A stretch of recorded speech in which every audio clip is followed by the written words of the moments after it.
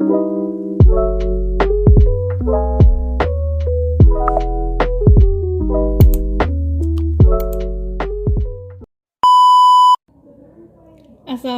warahmatullahi wabarakatuh. Perkenalkan, nama saya Nur Maharani S. dari Prodi Bahasa Indonesia, Fakultas Keguruan dan Ilmu Pendidikan Universitas Muhammadiyah Sidendeng Rapang dengan NIM 09105802222030. Video kali ini sudah masuk di materi ketiga, yaitu motivasi dan motivasi belajar. Motivasi berasal dari kata motif yang berarti segala sesuatu yang mendorong seseorang untuk bertindak melakukan sesuatu. Dalam Kamus Besar Bahasa Indonesia, motivasi didefinisikan sebagai dorongan yang timbul pada diri seseorang sadar atau tidak sadar untuk melakukan suatu tindakan dengan tujuan tertentu. Sondam P. Siagian 2004 mendefinisikan motivasi sebagai daya dorong yang mengakibatkan seseorang bersedia untuk mengerahkan kemampuan, tenaga, dan waktunya dalam rangka pencapaian tujuan yang telah ditentukan sebelumnya. Berdasarkan pengertian di samping, dapat disimpulkan bahwa motivasi belajar adalah suatu proses perubahan dalam diri individu yang memberikan kekuatan untuk bertingkah laku untuk mencapai tujuan tertentu. Dimianti dan Mudiono ada 3 komponen utama dalam motivasi, yaitu kebutuhan, dorongan, dan tujuan. Kebutuhan muncul ketika ada ketidaksinambungan antara harapan dan kenyataan. Dorongan merupakan kekuatan mental yang berorientasi pada harapan. Tujuan, sedangkan tujuan merupakan hal yang ingin dicapai oleh seseorang. Motivasi bagi guru dan peserta didik sangat penting. Bagi peserta didik, motivasi menunjukkan kekuatan belajar, mengarahkan kegiatan belajar, membesarkan semangat belajar, menunjukkan adanya proses belajar yang berkesinambungan. Sedangkan bagi guru, motivasi membangkitkan semangat siswa, memahami masing-masing motivasi siswa, memahami peranan guru, peluang unjuk belajar, dan pembelajaran 32 kerja. Seperti yang tadi dijelaskan, motivasi bagi guru dan peserta didik sangat penting. Secara garis besar, dapat disimpulkan bahwa peranan motivasi belajar diantaranya yaitu A. Motivasi sebagai penentu pembelajar yang efektif ataupun penentu keberhasilan ataupun kegagalan belajar, karena motivasi sebagai sumber dorongan untuk berhasil dalam belajar. B. Pembelajaran yang memiliki motivasi akan menyesuaikan dengan kebutuhan, dorongan, motif, dan minat dari peserta didik. C. Motivasi mendorong peserta didik untuk kreatif dan inovatif dalam mencapai tujuan dari pembelajaran. D. Berhasil atau tidaknya menumbuhkan motivasi dalam pembelajaran terkait dengan pengolahan kelas. Berikutnya, jenis motivasi belajar.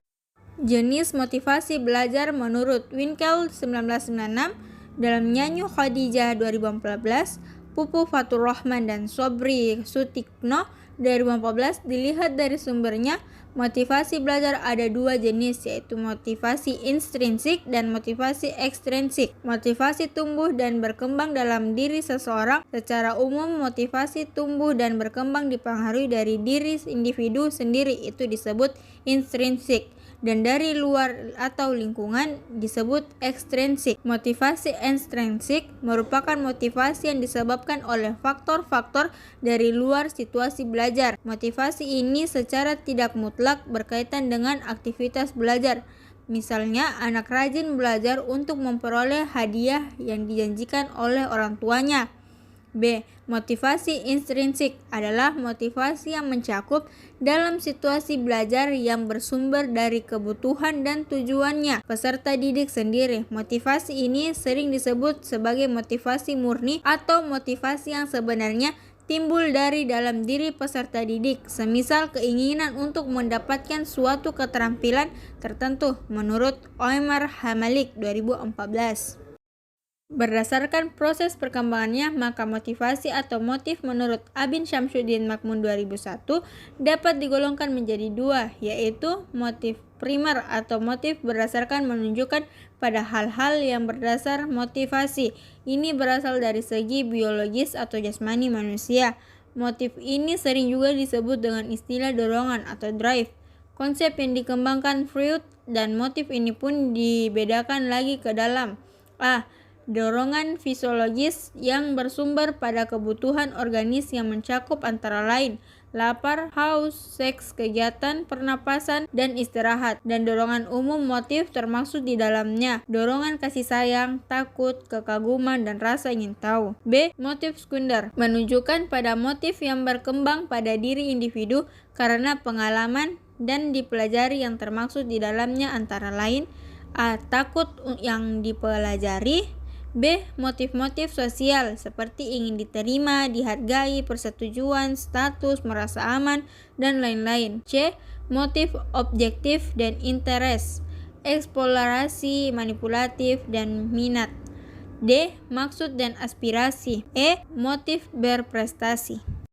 Adapun motivasi dilihat dari dasar pembentukannya, terdiri atas dua jenis, yaitu satu motivasi bawaan, yaitu motivasi yang dibawa sejak lahir atau motivasi ini tanpa dipelajari.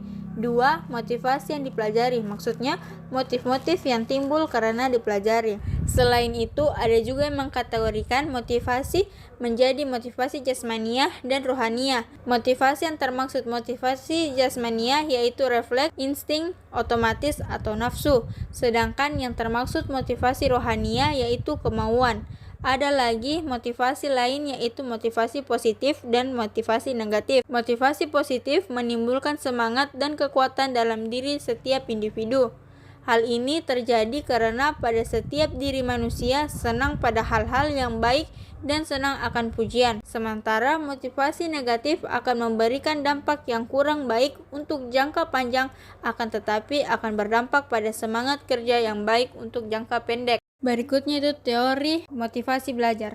Teori-teori motivasi belajar. A. Teori kebutuhan. Teori ini berasumsi bahwa perilaku manusia pada hakikatnya ditunjukkan untuk memenuhi kebutuhan baik fisik ataupun psikis menurut Martin Jamaris 2013. Sedangkan Maslow mengembangkan teori kebutuhan dan membagi kebutuhan terdiri atas kebutuhan psikologis, kebutuhan rasa aman, kebutuhan cinta dan rindu, kebutuhan harga diri, dan kebutuhan akan aktualisasi diri. Kebutuhan mendorong manusia untuk mencapai standar-standar yang dibutuhkan dalam hidupnya untuk mencapai keberhasilan. B. Efikasi diri. Teori efikasi diri merupakan teori yang dikembangkan oleh Badura. Teori ini disebut juga teori kognisi sosial atau teori pembelajaran sosial. Self-efficacy mengacu pada penilaian orang tentang kemampuan mereka untuk melakukan perilaku yang diperlukan untuk menghasilkan hasil yang diinginkan dalam situasi tertentu. Leo FTL 2008. Semakin tinggi efikasi dirinya, maka semakin tinggi rasa percaya diri yang dimiliki dalam kemampuan untuk berhasil dalam suatu tugas.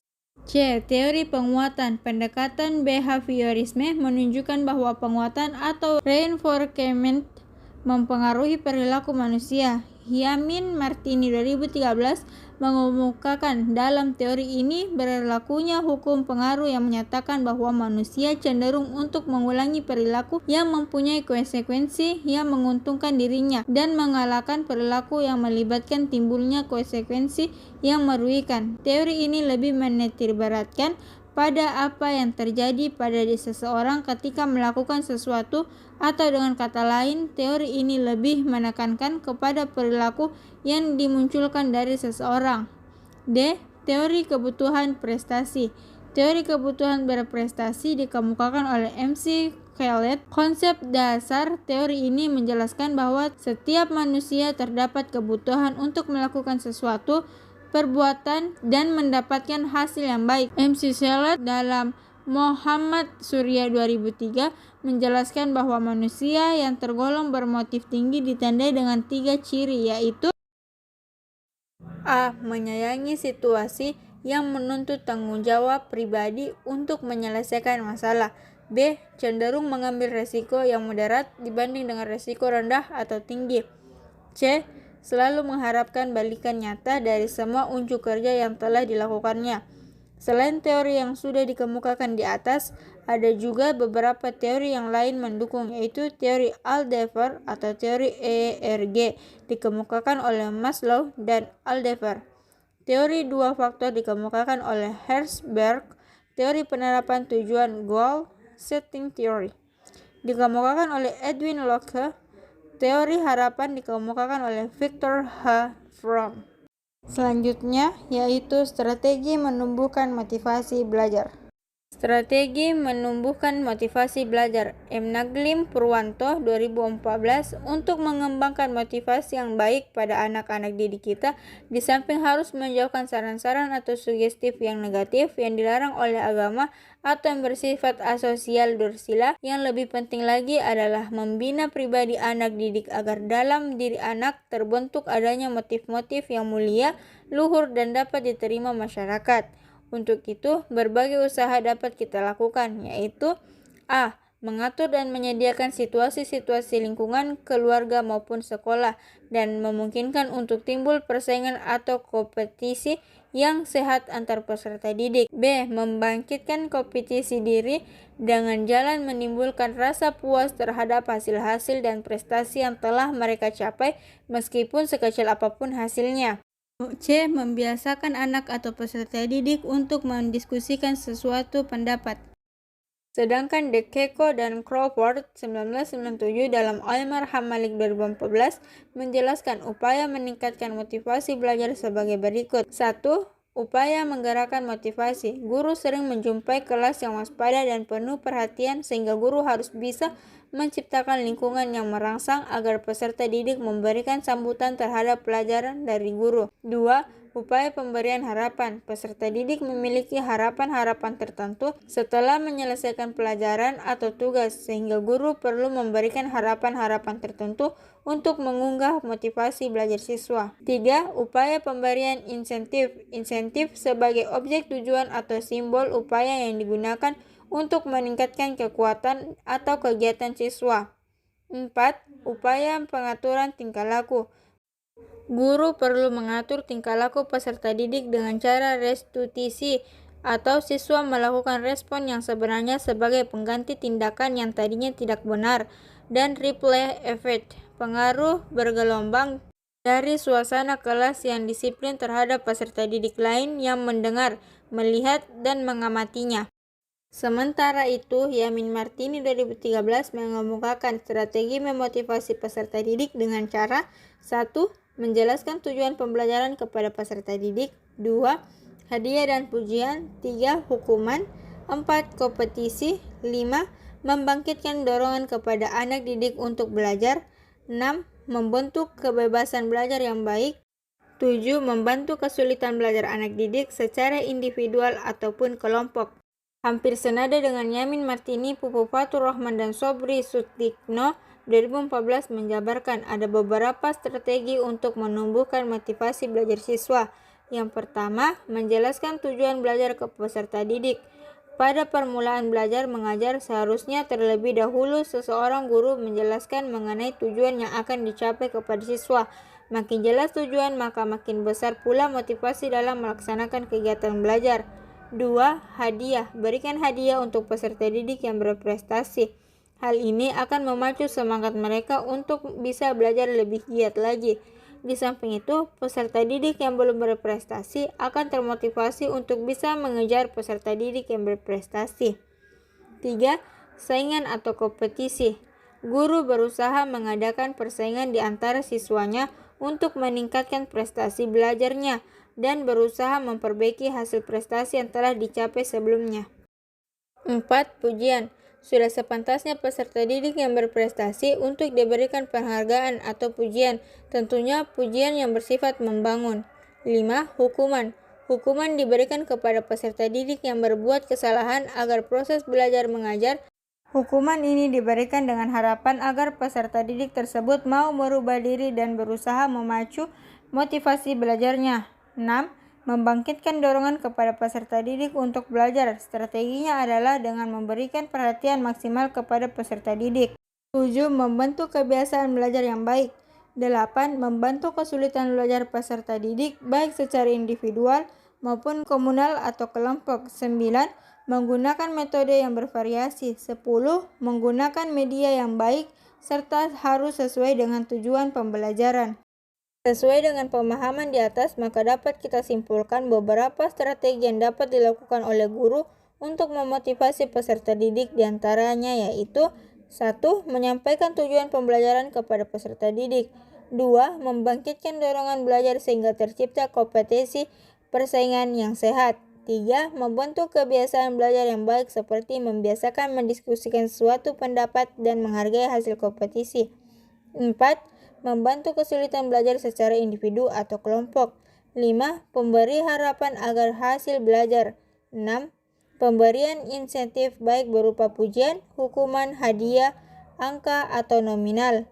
7. Pemberian ulangan atau tes. 8. Membentuk kebiasaan belajar yang baik. 9. Menggunakan metode yang bervariasi. 10.